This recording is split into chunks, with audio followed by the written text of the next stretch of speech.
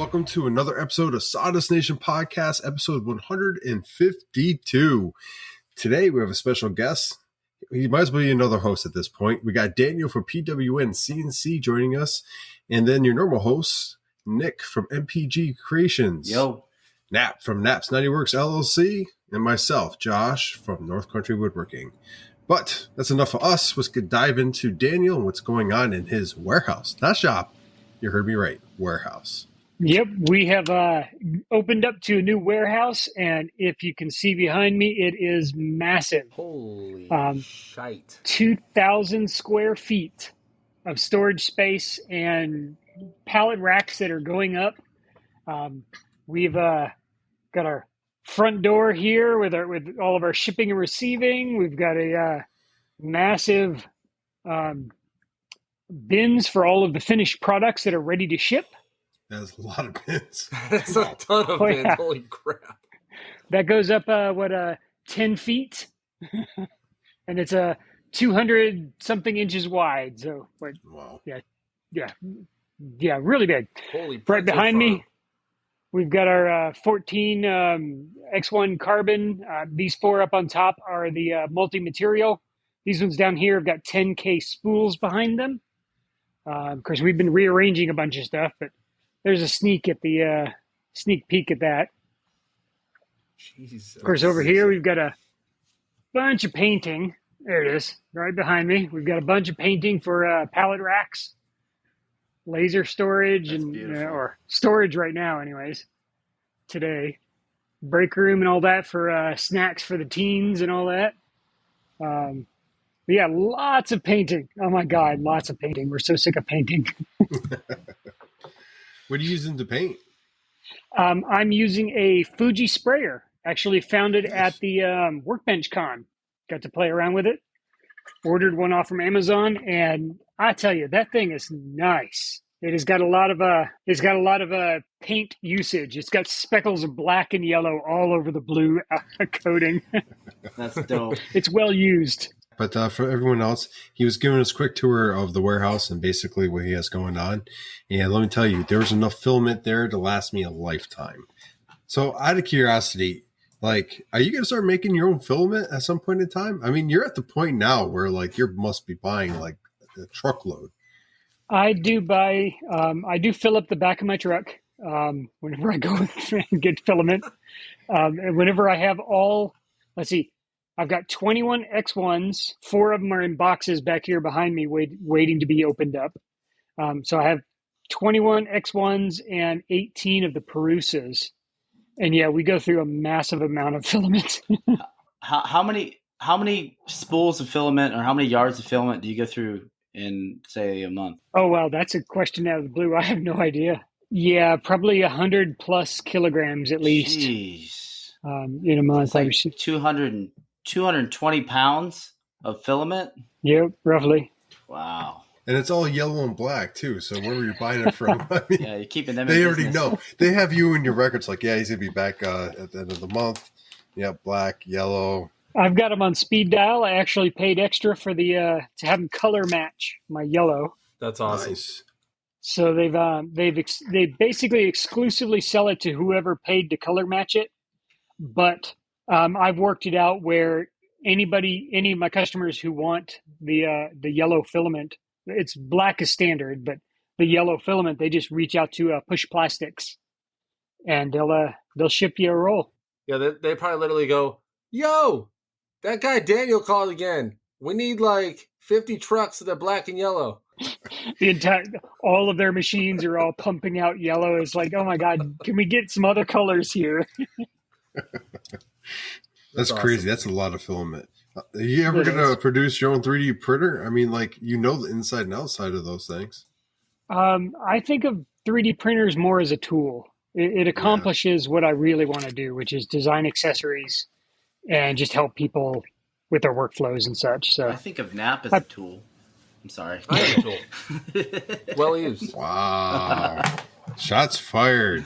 Yeah, I don't know why I'm a tool. I don't know what I did, but maybe it's my snapback. I don't know. I do got a question, Daniel. So you opened your warehouse back in March, right? That's correct. I got the keys back in March.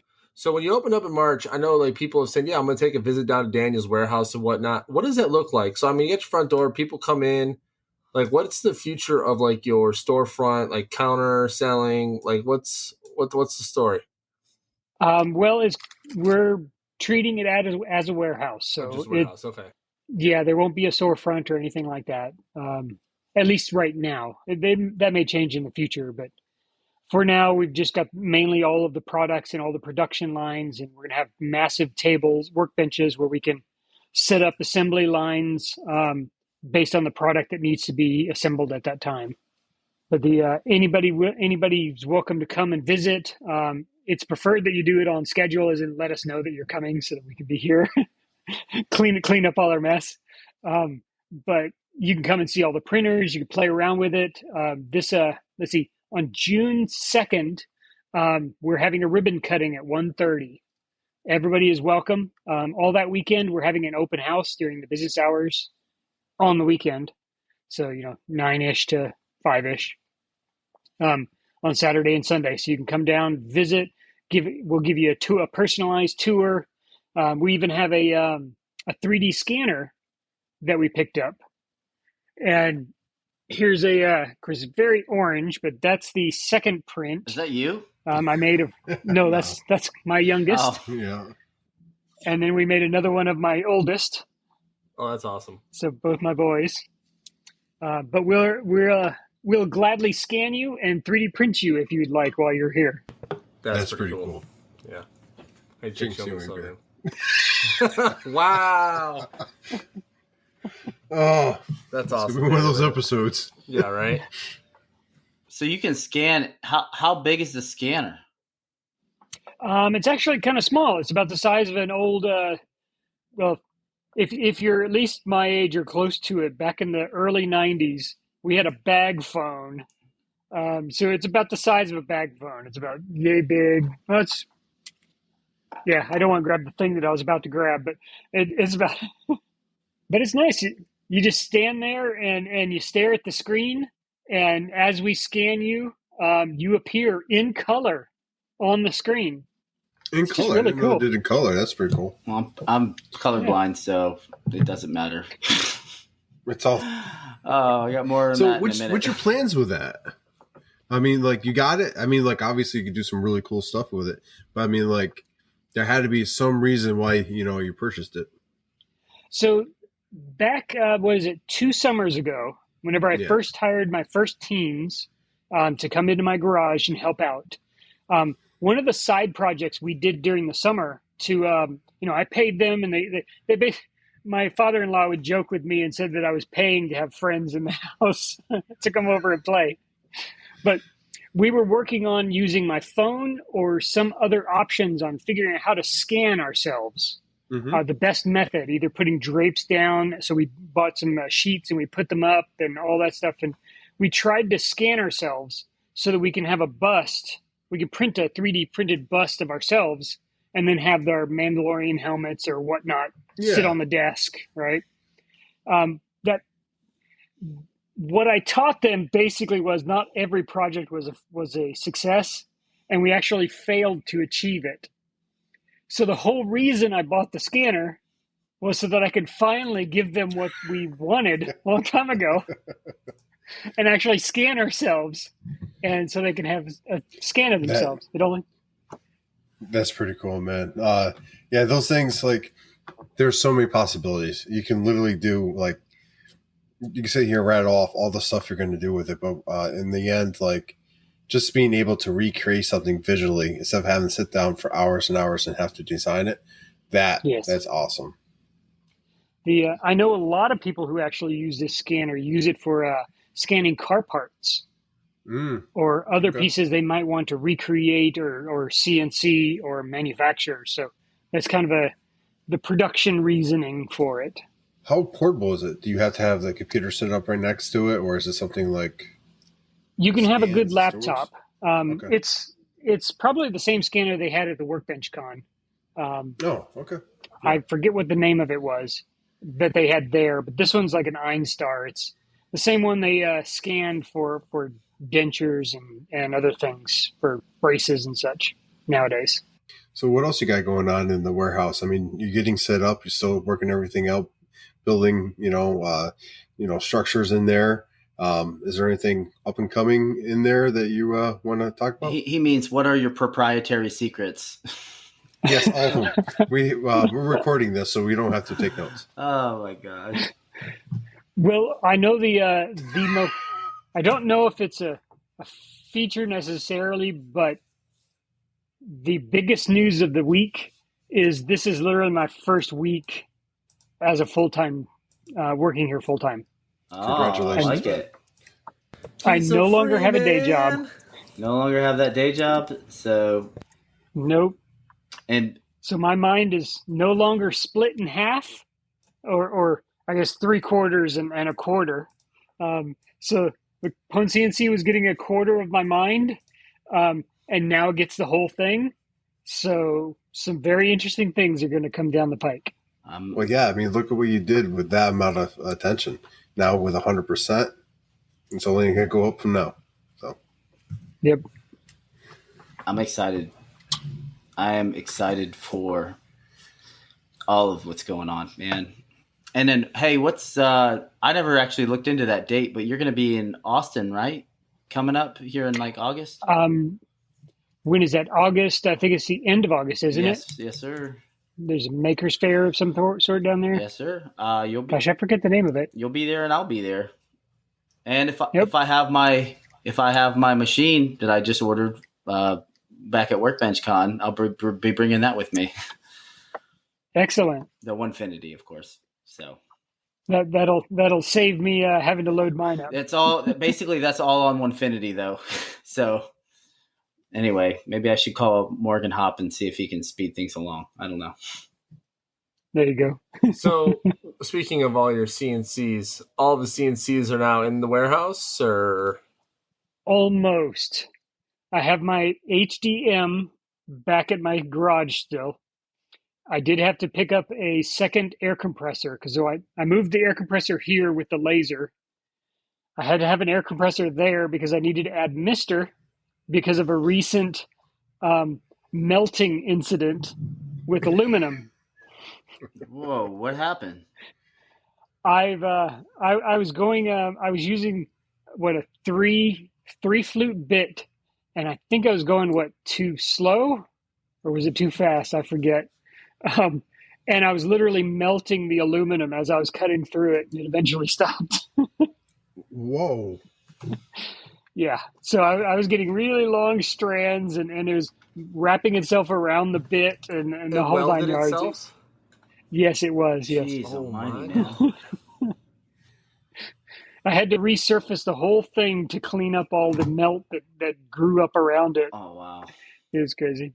Yep. But I was building a special project that is coming. I can't say anything about it yet, but it is coming. It will be fun though. People really like it because it's been requested so many times. So nice. Okay, what was it? Damn, I had something and then it disappeared. Yep, it's gone. And gone. I lost it. That's where I'm at, folks. I don't know if you can tell. I'm pretty tired. Well, I mean, like, you have to feel good being able to wake up in the morning, take the kids to school, get in there, put all your effort into the business that you've been building throughout the number of years you've been building it. I mean, what did it feel like? I mean, like, we all, like Nick, Knapp, myself, we're all wanting that feeling. We want to go full time so bad. And it's one of those things where every time we talk to somebody that essentially goes full time, we always have that same question. What did it feel like? I had it feel great. Like, just being able to be like, yep, it's going to go do the thing I love the most. It depends on what time of the day you ask me. I'm either scared or worried like crazy, like, oh, did I just make a gigantic mistake? Or onto total excitement and freedom. That's the best part, though. I'm sure that apprehension is something that everybody feels when they essentially quit their day job to go full time, and whether it be woodworking or entrepreneurship like you, or whatever, So I know me personally, I'm excited to retire from the military and do this full time, but I am I'm a little, apprehensive about it right now because it's coming to, like the closer it gets to, the more worried you get, right? But now you made the leap of faith, and I'm happy for you. I have what is it? Today's what, Wednesday? No, today's Tuesday. See, that's how much I don't care about the days of the week anymore. You need a calendar, my friend. Must be nice. Are the kids going to school? Yes or no? If no, then it's the weekend. Actually, soon it won't be because my kids will be out of school because for the summer. So with employees, I do remember my question. Employees of the shop or the warehouse, rather, you have one laser currently, one laser employee. Is there ideas of getting another laser employee in the warehouse, or do you think you're meeting the demand, cutting your acrylic? Oh, one laser. Yes. So at the end of the year, the plan is I'm going to upgrade the laser. So it's still going to be one laser, just going to upgrade it. And then eventually have, really what I need is a literal employee standing in front of the laser to keep feeding it. And I need at least 2 employees to keep feeding the 3D printers and keep them running, and then pull all the prints off and that sort of thing. And then I need at least 2 or 3 just cleaning up and putting heat inserts and magnets into things. And it's a big balancing act between the desire to try to lower my prices so that it's more open to more customers, and have employees that can produce the products faster and more quantity and that sort of thing, so that it's sort of a balancing act between the two. Gotcha. Okay. But right now, I've got 7 teens coming in after school during the school year, and then here their school year is starting to wrap up. Summer, we're getting into summer. They're going to be coming during business hours during the day. Get that over with. They're going to show up at 10-ish and then leave about 4-ish, so they can have a nice, good pay during the summer. And we're going to get so much work done. I have to imagine though the people you hire to feed the laser and stuff, you probably want to be able to have them to be trainable to troubleshoot when the laser starts, because it's not always going to be cutting. The focal point's going to potentially change if it gets dirty. You're going to have to cut the lens clean, stuff like that. So make sure that person versed in all that, and if the steppers are working or all that stuff. Unless you're getting I don't know. Are you upgrading to another? Was like OMTech? Or are you going with like a?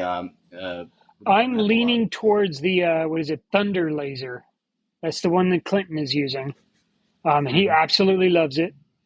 He recently had I forget what caused it. He had a power supply go out, and they shipped it to him next day, and he was back up and running within a couple of days. Can't beat that. Exactly.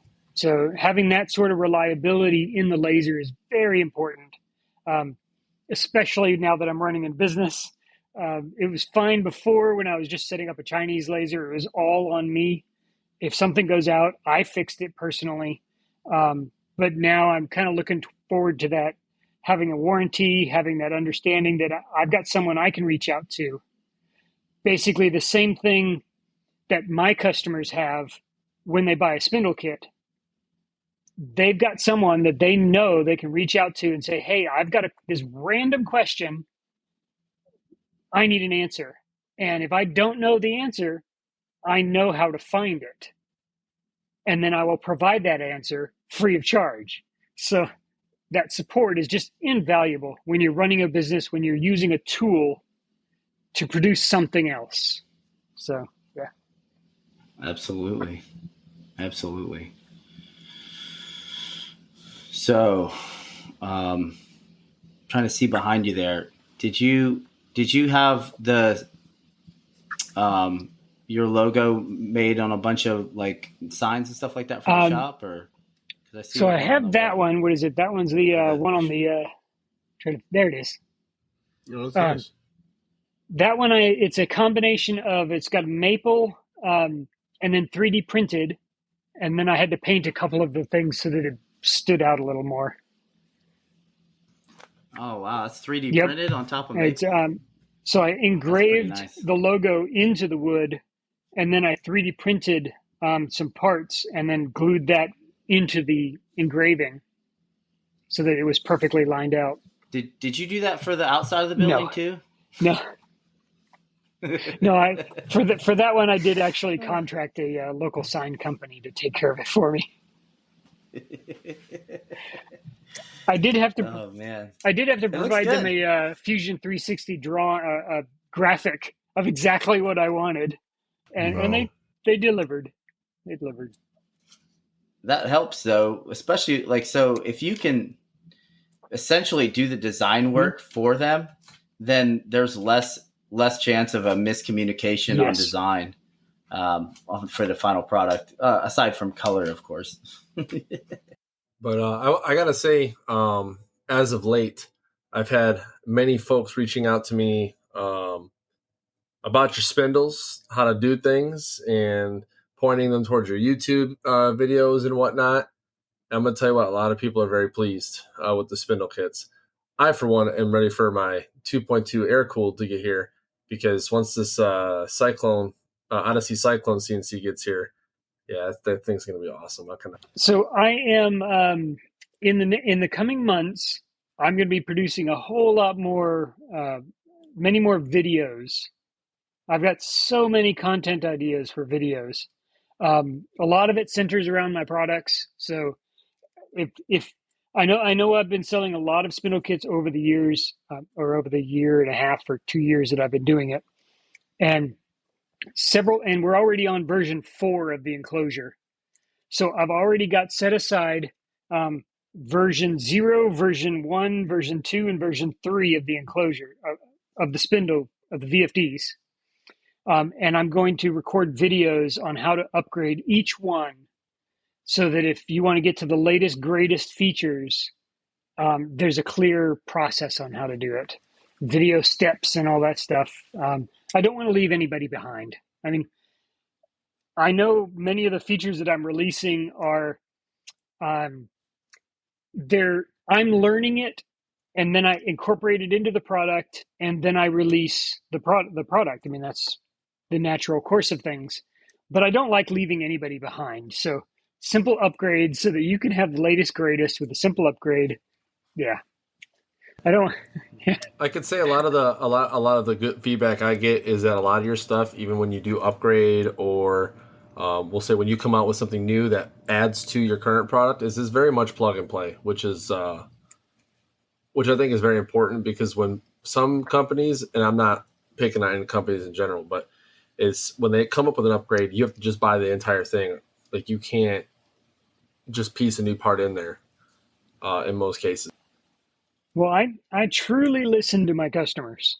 I'm in these, especially now that I'm working here full time, I'm in our Facebook group, our PwnCNC users group, almost daily, posting something that I'm working on, and providing feedback for anybody who posts and all that. So if you're just want to be social, come there, talk about it.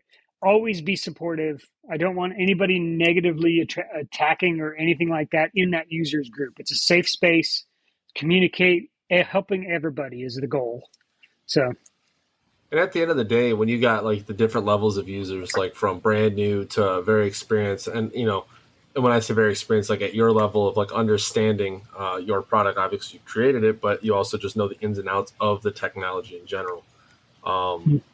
It's good that it's a humble chat, I'll call it, because people aren't like, oh, you don't know that?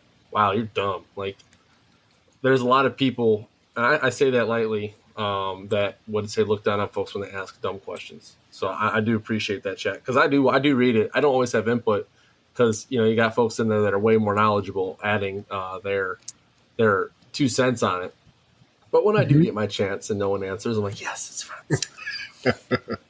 But it's definitely awesome, and I do appreciate that. PwnCNC, yourself, everyone that works for you, you guys have such a great attitude when it comes to your clients and how you handle every version that you come up with. I mean, like you said yourself, right here, right now, you're not going to leave anyone behind. You're always answering questions. I mean, I reached out to you and for my 3D printing, and you're like, hey, get with this guy. He's going to tell you exactly what you need to do. It's like 10 minutes. I told him the problem, and he's like, try this.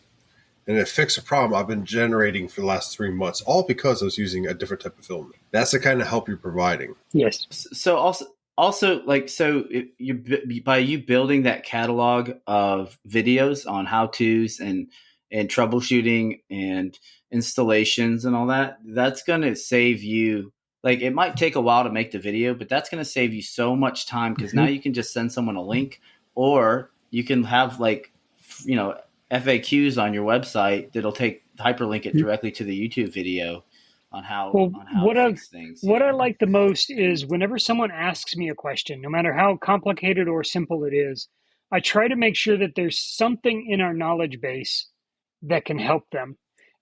And many times, whenever I reply with a link into the KB or something like that, I do that specifically because I have a tendency to drone on, but the information that I'm spewing is so valuable. And sometimes, even when I'm watching someone else's video and they're just shooting out tons of information, it takes a while to absorb it.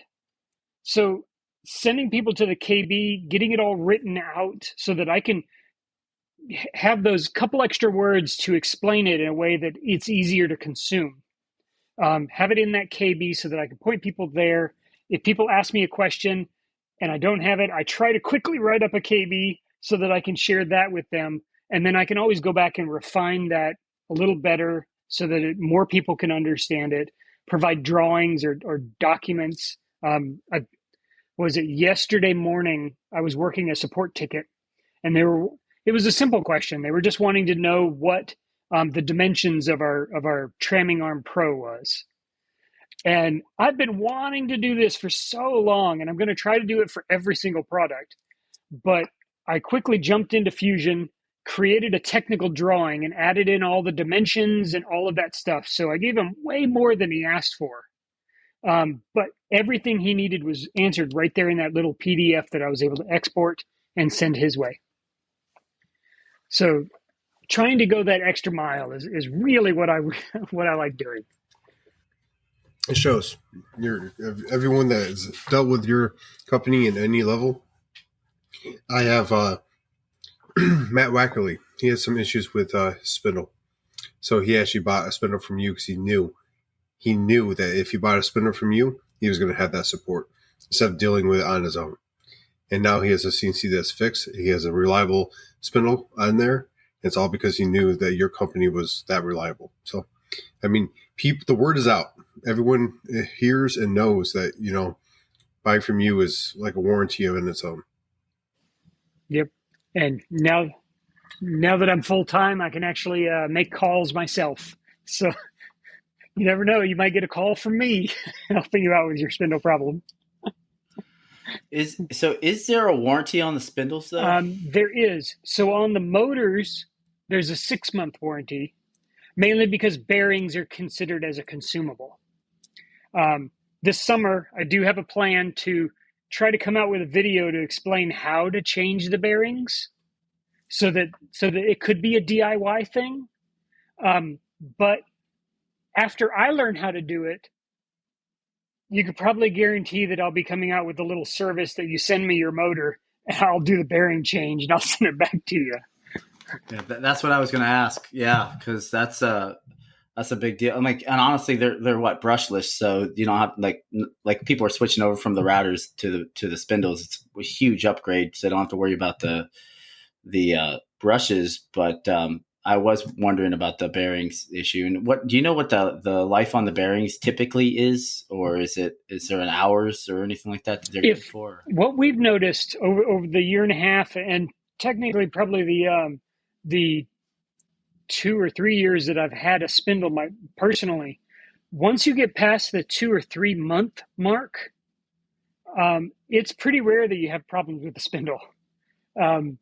It seems to set in and seems to go pretty well. It's usually, I actually don't know the lifespan of the bearings. I haven't run into that yet. I know I've had problems with bearings before. Nothing on the spindle, but it's hit or miss when they go. It's just sometimes it's freak accident, like the whatever grease is in there is expended or whatever. So well, I know we're more expensive than the Amazon special, but everything we've talked about up until this point is the reason why. There's no comparison there. Oh, absolutely. I mean, you ever heard the phrase "buy once, cry once," right? If you're going to spend let's just put it out there. If you're going to buy, let's say, OneFinity, you're going to spend somewhere between $3,000 to $5,000 on a CNC machine. Why wouldn't you invest in that machine to make it better so it's not using a router? That's funny. I got food. Yeah, I see that. Make it better and have a spindle on there that has a great warranty, great support system, and it's going to just up your production line. Like, it makes no sense to me. And we talked to a lot of people at WorkbenchCon about that. People that have yet to buy a CNC or one that people that have had the CNC. And anyone that sits down and actually thinks about it, it's an investment. Let's just put it like this. So if you buy a Lamborghini and it doesn't have an engine and you want to put an engine in it, you're not going to drop a Pinto engine in there. You know what I'm saying? You might as well get something comparable to get full capability out of the machine that you bought. If you can afford it, obviously. I'm not trying to have people just go and spend beyond their means, but you will make your money back if that is your goal, is to make money from it. And it will pay dividends like 2, 3, 5, 10 times the amount of money that you spend on that spindle. You can guarantee you will get it back. And your ROI is going to be so fast if you are jobbing. So. Before we get too far away from it, so the motor has a 6-month warranty. The VFD and all that has a 20-month warranty. So I do want to make sure that there is clarify that. Yes. So one thing I've noticed you say though, Daniel, and I think this goes with a lot of like newer tools, you're going to find a lot of your problems within the first couple months. Because once you've used it for however long, like you said, everything sets in, you break it in a little bit, everything works. And even with some of the stuff that I've seen, like come out with like videos on like the PWN, user site or Facebook page, people are like, hey, I don't know why this is doing this. Like they'll get like that one freak thing that happens when they start up, and you're like so quick to be like, oh yeah, just send it back, I'll give you a new one, or here, let me help you fix it, or whatever the case may be. So the fact that it's like, oh, first month or two and I'm good, that's a no-brainer to me. Shut up, Nick. I'm also Nick's been attacking me this entire episode, and I don't know why. I think he's flirting. Anyway. So I'm also looking for ways to help people with accessories, even with the spindle kit. So I just recently, last week, just ahead of our Yellow Friday sale coming this Friday, I've dramatically expanded our collets collection. So I've gotten multiple sizes of collets for both the ER11 and the ER20 folks. So that you can have, including that, for us, the elusive 3/8 inch collet that is now well stocked. I got 150 of those sitting on the shelf waiting to go. So, is that like the 10 millimeter where just once you have one, it just disappears on you? Yeah, I think so. So to be clear, the 3/8 inch collet, will that fit on the 1.5 kilowatt? On the 80 millimeter one, yes. Oh, okay. Yep. Both of our 80 millimeter motors have got an ER20 collet on it. And any day now, I should be getting in almost 200 of the high precision balanced collet nuts. Yeah. I'm getting a box of nuts. So in the chat here, they're talking about this awesome video that Morgan Hopp had filmed with your spindle and the OneFinity Elite going, what was it, 1.2K inches per minute. How How did that make you feel knowing your spindle was just like, yeah, whatever. No bog down, no nothing, just straight through that stuff like nothing. I loved it. It was cutting it like butter, and it reminds me of some questions we get really relate to just up the RPMs, and you'll get exactly the performance you're looking for. Many of this actually reminds me of a story. So Clinton and I were talking about that, actually, going, well, why is my spindle getting bogged down going through this material at this rate and that sort of thing? And what we've basically identified as a pattern to some of these support questions was many of the recommendations for bits out on the internet are for industrial CNC machines, much larger, running 3.5 or 4 horsepower spindles that could just carve through and have tons of torque on it. We're talking about hobby CNC spindles for us.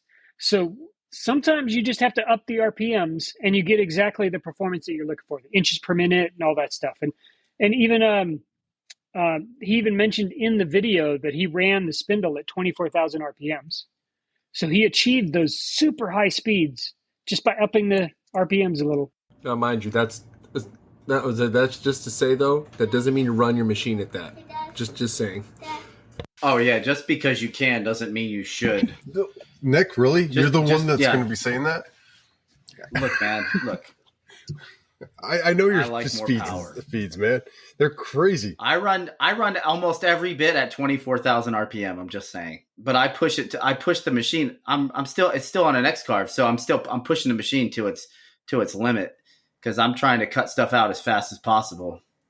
I don't have time to wait around for a machine that's. Can you do me a favor? Can you throw your X carve on your Avid? That way, at least it'd be like you're using it. No. I am building my Onefinity on my Avid spoil board, so I can run both of them at the same time, I right next to each other, on top of each other. I want you to know this. You're talking about pushing your X-Carve machine. You have a machine that's fully capable of just ripping through things, and it sits there like a paperweight. Yeah, it does. It sits there incomplete. I know. I'm working on it. Don't feel too bad. My Avid is still in the box. Or boxes. Yeah, but you have like 9 CNCs. Well, yeah, Daniel.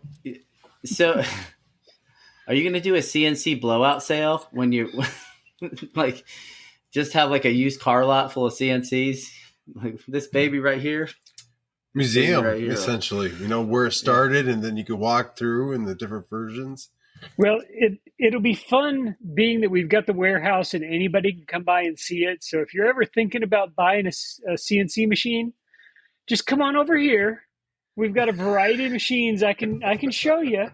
You can even play with it if you want. That sounds dirty. That was my pickup line for a long time. I'm not touching that. It didn't work very well. The line or the other things? The line, the pickup line. Daniel Byrne. Well, I'm stage fright. Bring in the heat. Let's see. Oh, real quick in the chat. Sam asked what the group's favorite brand of bits are. There's like Amana. I don't care Woodcraft. I think Speed Tool, Whiteside. Okay, so I started with Amana. Realized that was super expensive, especially when I broke bits. And then I went with Whiteside for a while.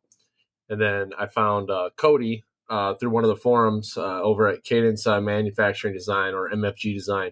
And he, like Daniel, took the plunge into quitting his day job and manufacturing his own bits. So before he would, buy the blanks, send them out to get, ground down to whatever specs that he had, and then he would send them out to get coated. Well, now he's got his own machine to make them, and man, he's batching them things out like crazy.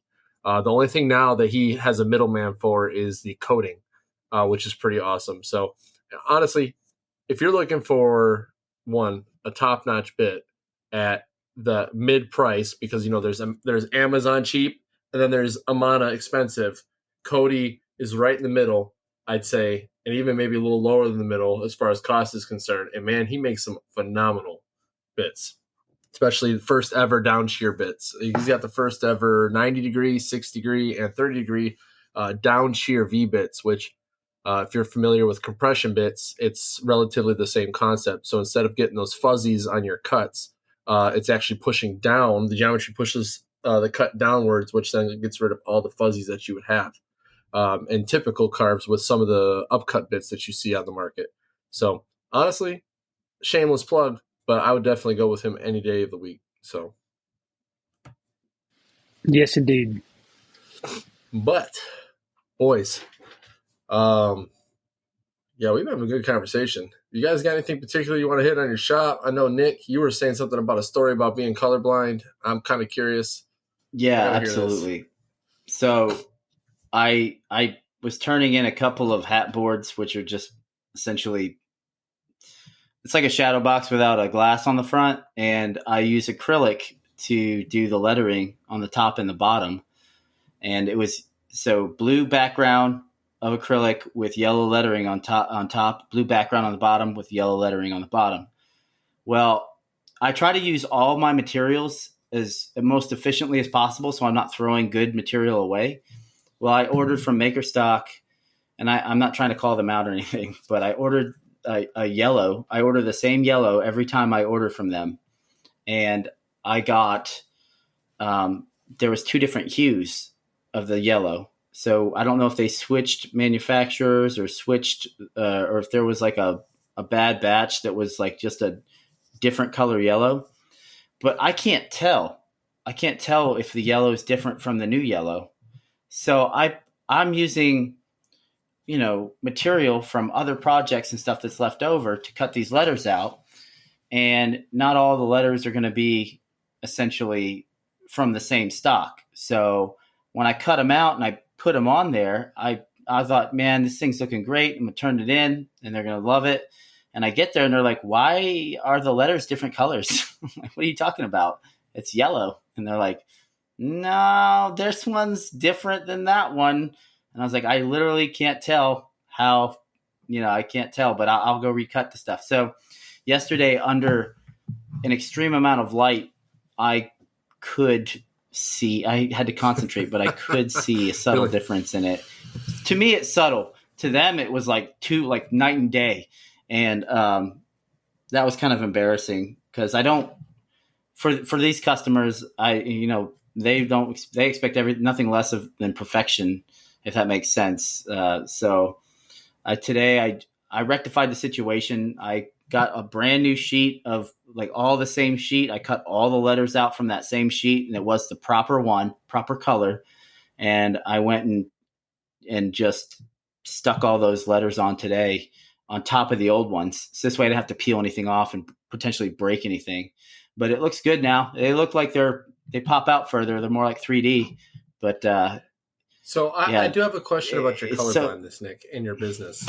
I normally have a QC. I usually have somebody look at it, but I haven't had anybody around to look at any of my projects lately. So the first time Nick told me about his colorblindness, he was doing a sign, and it was like all these different colors, and it took him forever to finish it because he was painting this, and like he's like, I can't tell the difference between any of these. The light, dark, and that's about it.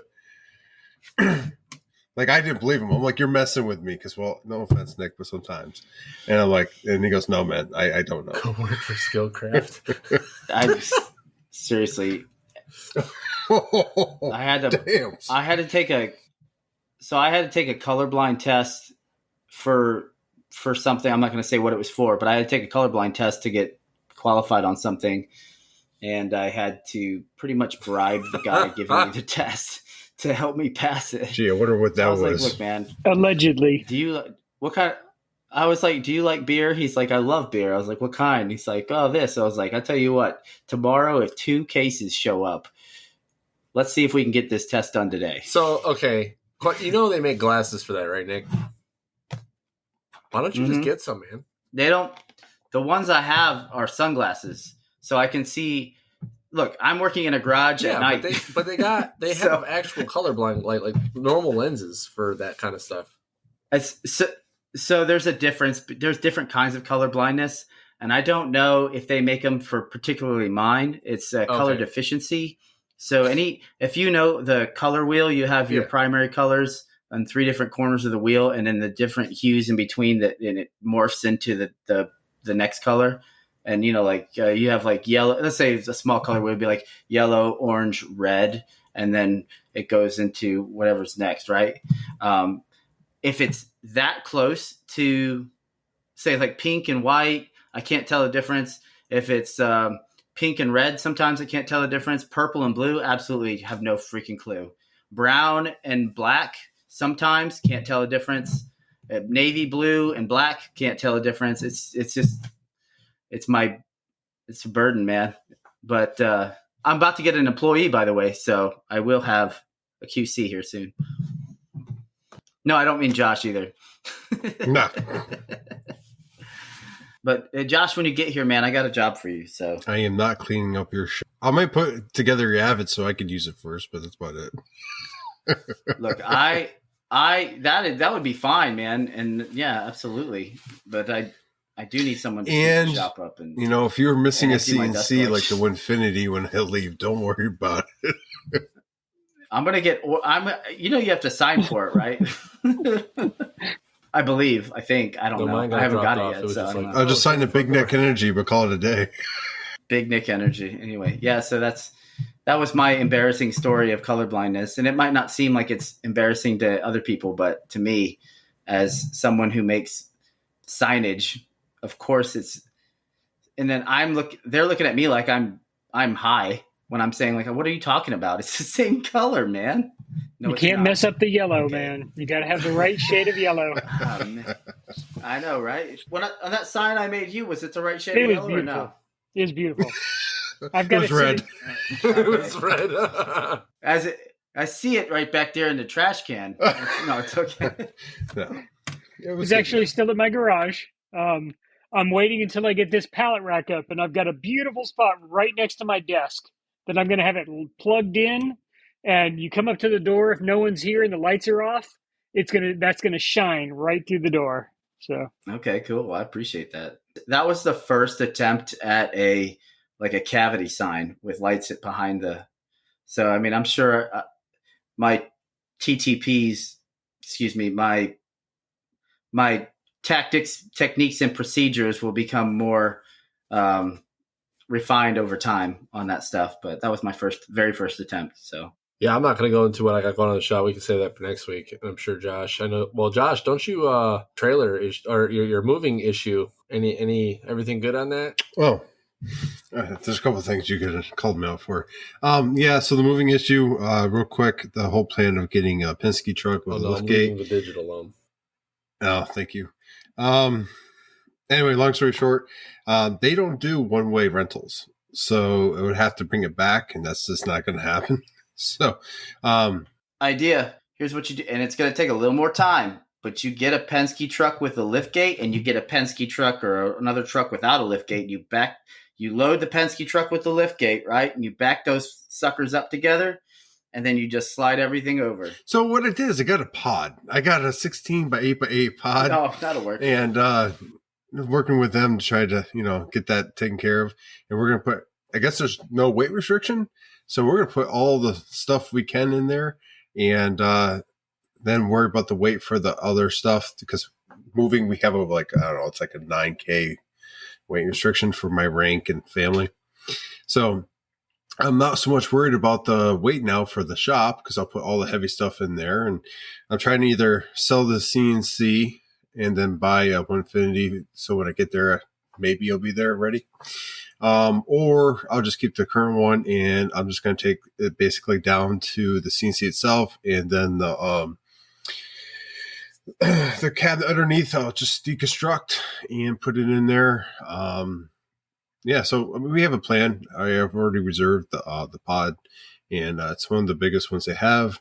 And it gives a little more freedom too, with packing and whatnot. Nick? So your cabinet or your table that the CNC sitting on, is it on wheels? It is on wheels, but it's really large. And I really don't want to take up a bunch of room with that. So I could build a better one. It's not that big of a deal. To be honest with you, I wouldn't mind building a better one because I built that in a day because I didn't really plan on ordering the CNC.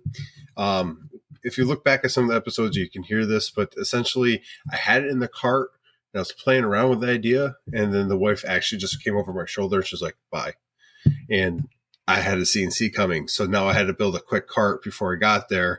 And it actually came within like the same week. So I didn't really get, all the time to build it right or the way I wanted to, but I got one and it worked really well throughout the years.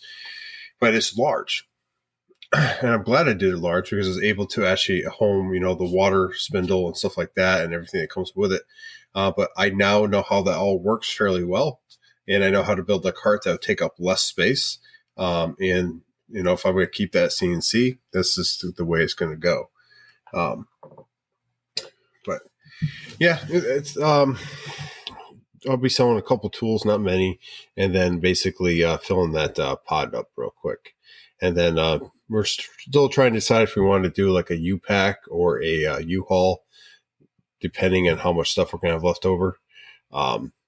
So a little different this move, obviously. The shop takes up a lot of space. So I'm hoping we can use half of that pod and then put all the heavy furniture and stuff in there. And then, put all the light clothes and beds and stuff on top of that. And then whatever's left, we just travel ourselves. We'll save we'll save the tragedy for next episode. Oh God. I stabbed myself. Yeah, bad. But with what up? Well, kind of. So if you want to know what happened to my thumb, you can tune into next time. So Nick, since we're coming towards the end of our regular hour scheduled program, let's go over your tip of the week, man. So I have something to give our listeners. All right, so I'm going to show you how to bend it like Beckham here. Let me see if I can share my screen. Make sure other tabs are closed before you share.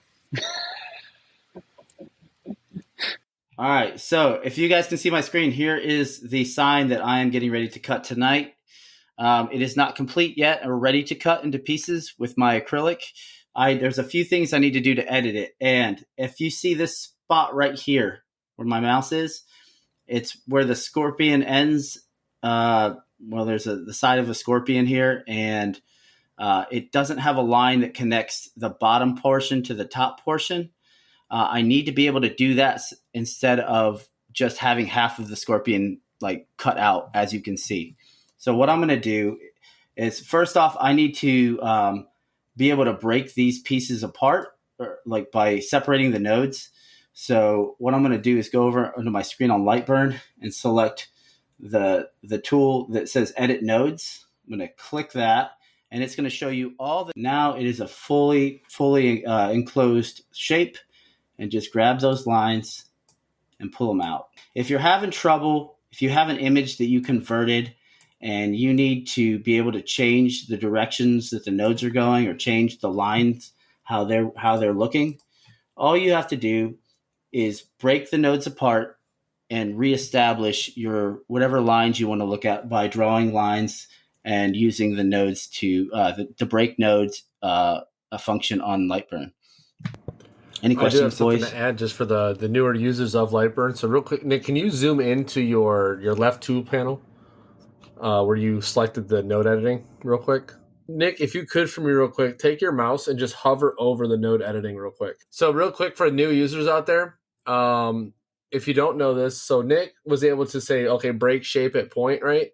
And that could be common knowledge, but for some it might not be.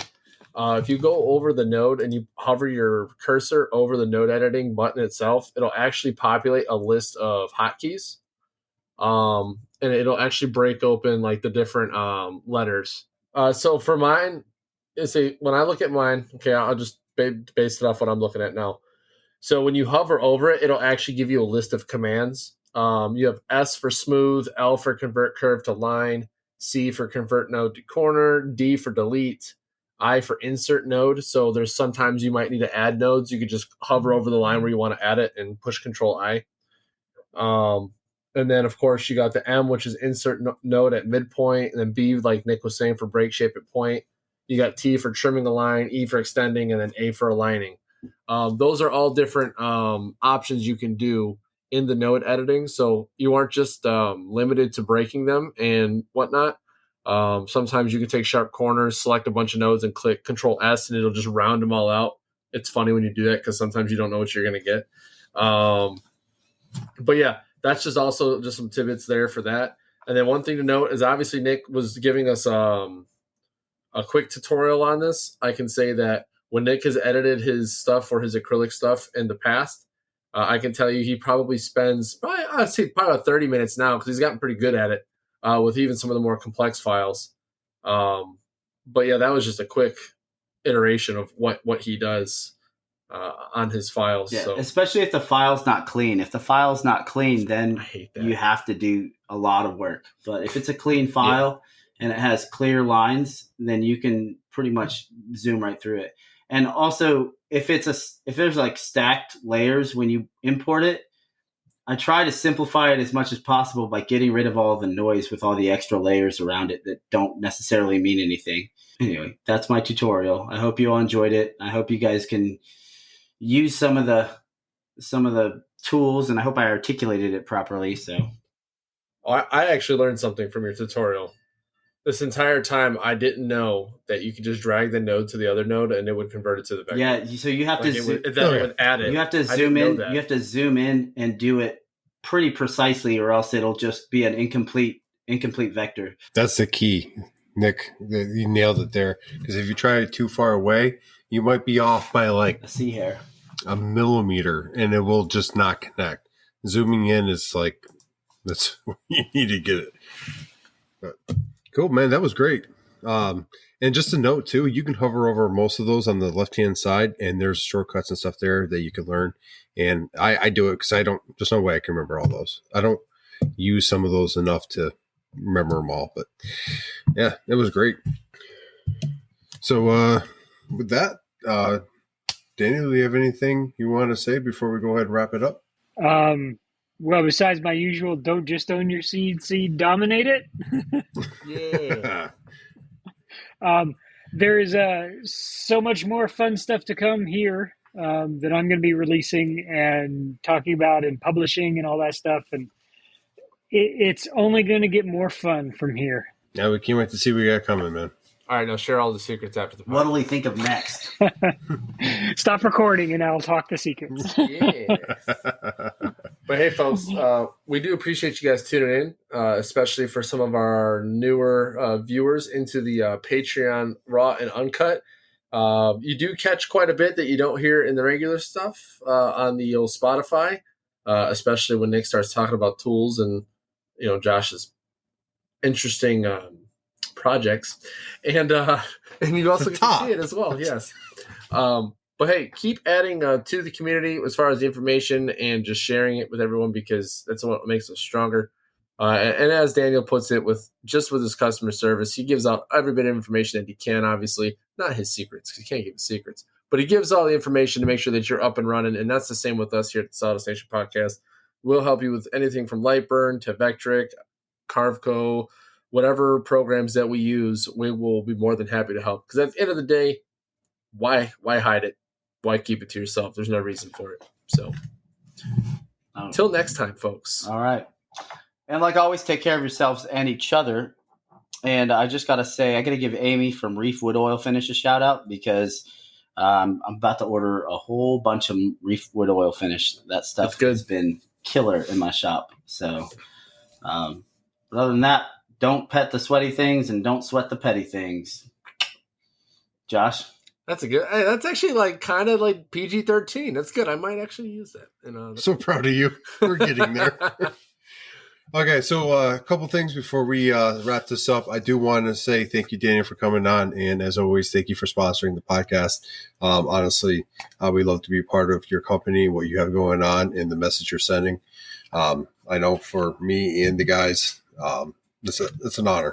So moving on from that, I do want to let you guys know, June, we will be giving away something a little different than we have in the past. We're working with Capro, and we're going to be giving away some. So we're going to have 3 different legends to be giving away, and then we're also going to have a level, which is Honestly, their tools are high quality. If you haven't used them before, you're in for a real treat.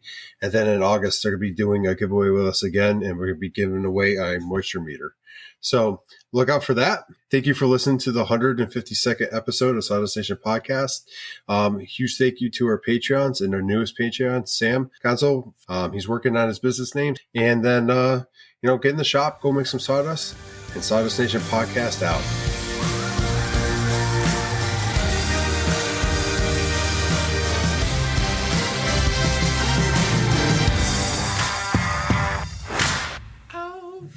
Okay, bye-bye. See you later. Have a nice time. See you next time.